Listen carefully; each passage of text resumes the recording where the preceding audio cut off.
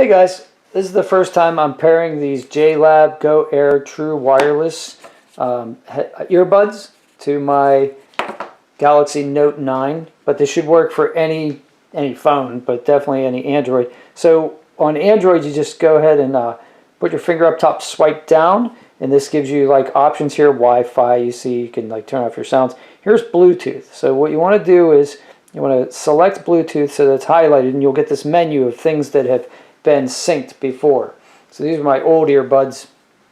They're toast. So what we need to do is first we need to take the earbuds out of their charging case.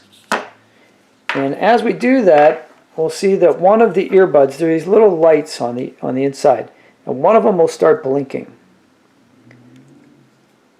And it's this one. This one's blinking right here. Wait for it. See it? So now we hit scan on our phone, the scan button, and JLab Go Air pulls up. So now we hit, it says available devices, JLab Go Air. So go ahead and hit that, and it says pairing. And we can see that this is still blinking. Trust me, it's blinking. Doesn't look like it's blinking, but it is. See it now? Yeah, you can see how it's blinking.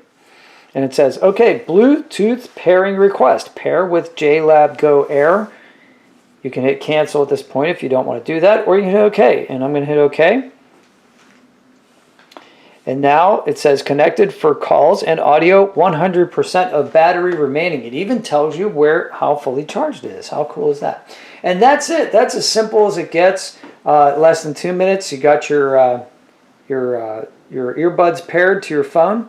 If you have any questions, go ahead and put them in the comments. And yeah, that's it. Have a great day. See if you can help somebody. I hope this helped you. Take care.